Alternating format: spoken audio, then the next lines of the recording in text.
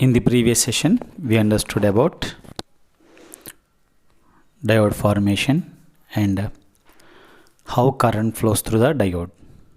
Means we observed about junction, how junction is formed due to the repulsion force between electrons and holes.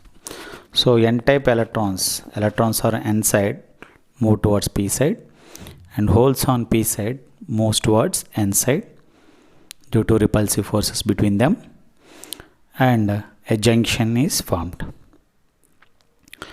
So to break the junction, means breaking of junction is nothing but overcoming the opposing force created by the electrons, right? So the electrons need to pass through the junction.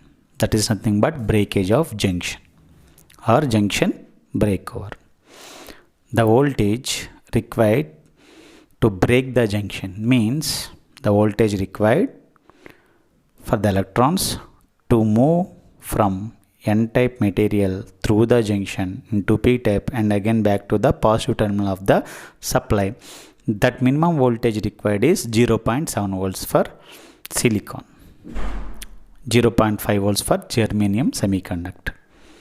We understood that one. And we understood one critical point here, one important point. We understood that until and unless we give 0.7 volts, electrons cannot cross the junction. That is true for ideal diode. But in practice, in practical, when we apply, suppose what according to our previous session's discussion, if we apply 0.1 volts, electrons cannot pass through the junction and pass through the diode. If you apply 0.2 volts, 0.3 volts, 0.4 volts, 0.5 volts like that, electrons cannot pass through the junction and cannot pass through the diode. Means circuit will not be closed. That is true for ideal diode. But in practice, even though the voltage is less than 0.7 volts, for example, if you apply 0.4 volts, current should not flow. But in practice, very small amount of current flows. Very, very important point in while for drawing the characteristics of a thyristor. Very important one. Okay, means here what I want to say here, a small current in microamperes or less than very less value, which is not used, which we cannot use to glow any bulb or to run any circuit, that current will flow through the diode. That current is very small. When that current flows, once again I am saying, even though the voltage is less than 0.7 volts in practical diodes, very small current flows through the diode. That current is called as leakage current. That current is called as leakage current. That leakage current is due to the minority charge carriers. That leakage current is due to the minority charge carriers in the n-type and minority charge carriers in the p-type or p layer or n layer. Okay, actually current is due to majority charge carriers. Means in n-type, what are majority charge carriers? Electrons are majority charge carriers. So in n-type, electrons will contribute for the current. In p-type, p layer, holes will contribute for the current. But if you apply, means but holes in n layer also contributes to the current flow of means whole current. Electrons in the p layer also contributes in the flow of current. Very small amount, that is very less in value, because the minority charge carriers number is very, very less. Very, very less. Okay. So now in this session we are going to understand what are these minority charge carriers and how current flows through the diode due to minority charge carriers, and it is called as leakage current, and we are going to observe in the graph. We are going to draw the graph. Okay, so I am drawing the figure. Yesterday's means previous sessions figure only. So a P layer and N layer, I am showing a diode here. Okay, this is silicon layer, we know, as we understood in the previous session. So this is P layer and this is N layer. The majority charge carriers are holes. Majority charge carriers are holes. Okay, I am showing more holes here. And majority charge carriers in N type are electrons or electrons here. Are electrons. More number of electrons. But due to this, due to the repulsive forces, some electrons will move towards, P layer and they will accumulate here. After recombination, what is this recombination process? I will explain once again. And due to this repulsive forces, due to the presence of repulsive forces, holes move towards N layer. I am showing extra holes. Okay, I am showing some extra electrons here. Now actually what happens, this was the figure we drawn in the previous session.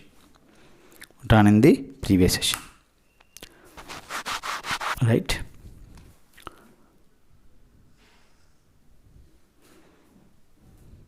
Now whenever electrons are moving towards this side, due to the presence of holes, I told already, whenever there is hole, electron will occupy that hole. Whenever electron occupies the hole, the process of occupation of hole by the electron is called as recombination. Of hole and electron. That is the meaning of recombination. Okay, if hole is available, if electron goes there, if electron takes that hole, occupies that hole, that is called as recombination. Right. So whenever electrons are flowing, due to the presence of these holes, electrons will occupy these holes. I am showing very for understanding. And some holes are present. So electrons and hole recombination occur, and free electrons are also available, and free holes are also available. Like this. This is the recombination also occurs. Okay, fine. Now I am interested to show electrons on P layer, very less in number. I am showing only 4 electrons. Because electrons are minority charge carriers in the P layer. Electrons are minority charge carriers.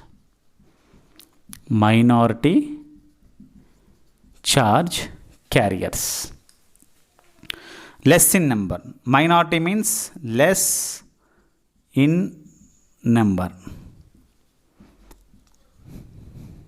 So I am showing very less in number.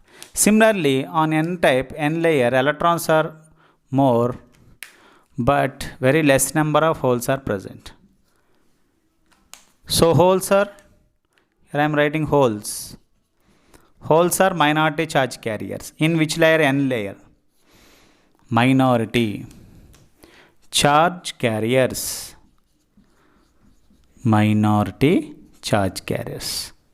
So in which layer holes are minority charge carriers? In which layer? N layer. Electrons are minority charge carriers in which layer?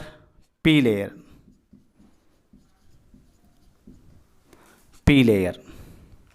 Okay.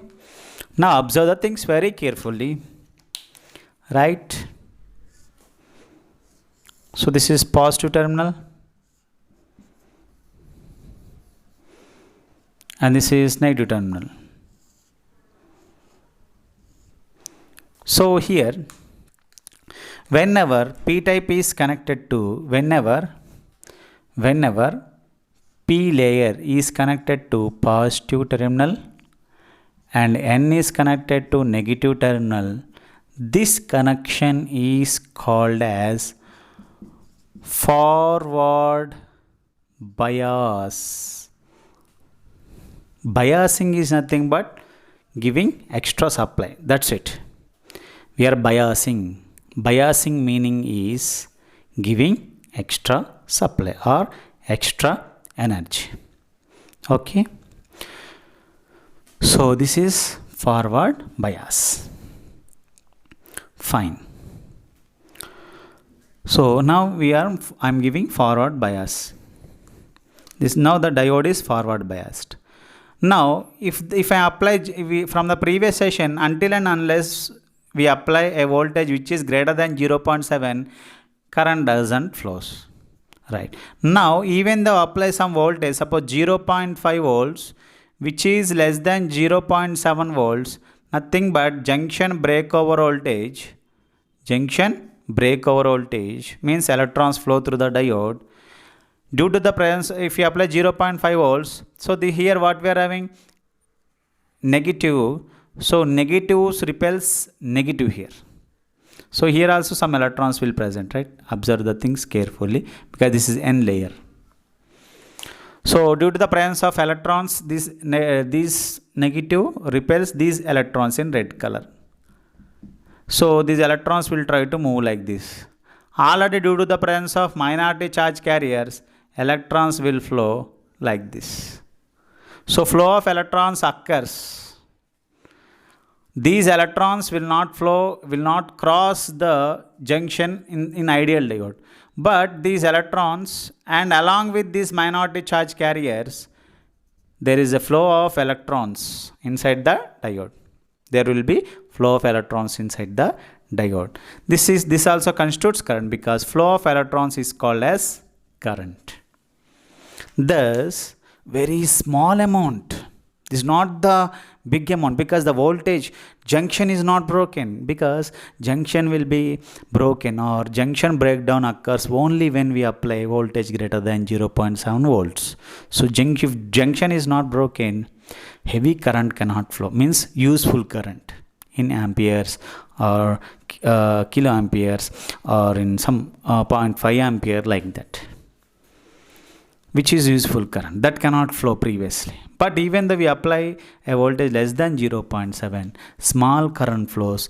This current is due to minority charge carriers, and this type of current is called as leakage current. And this current is called as leakage current. Okay, leakage current is due to minority charge carriers. Remember, not due to the majority charge carriers. Majority charge carriers cannot cross the junction. They don't have that strength. Minority charge carriers. Okay, nice. We observed that one. In this session, we observed what is recombination, what are minority charge carriers, how minority charge current flows, what is the name of that minority charge carriers current, leakage current. Not used. So it is around microamperes, even less than microampere. Okay. Now yesterday, it means in the previous session, we drawn the voltage and current graph.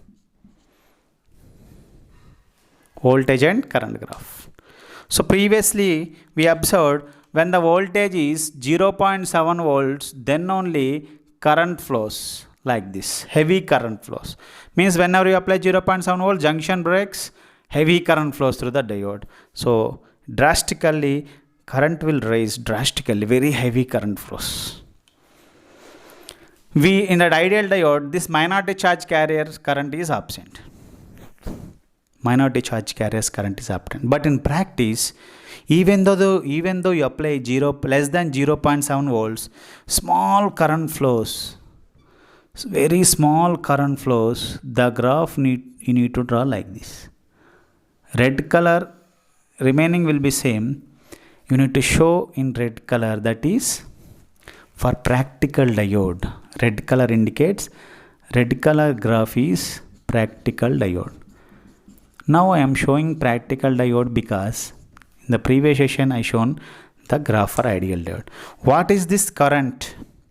So this is small amount of current will flow in microamp. So this section, this much current between these two arrow marks is leakage current due to minority charge carriers. Due to minority charge carriers, charges simply. Due to minority charges. Why we need to learn this leakage current?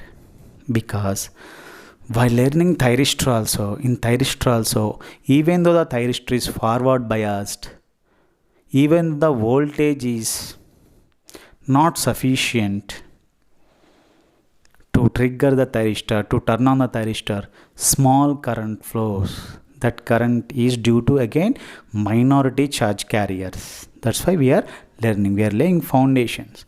So this is called as leakage current. In this manner, the leakage current session completed, because we need to understand, in order to understand the thyristor, we need to understand the diode clearly, because there we can't elaborate the things highly, because this is 2 layers only, that is 4 layer device, we cannot elaborate. I hope okay. In the next session we are going to understand the construction of a power diode. Now before going to that, see this voltage, forward bias voltage is positive, current also flowing from positive to negative in this direction. Current always chooses positive to negative direction. So here voltage is positive, current is also positive. So this quadrant operation is, this which quadrant it is? First quadrant operation.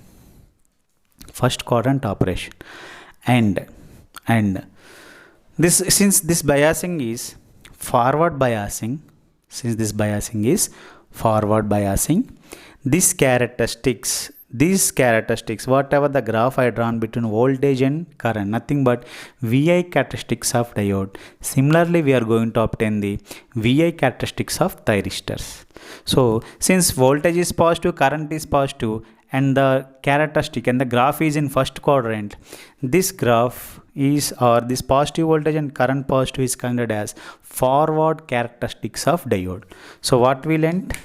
We learnt in this session, we learnt about forward characteristics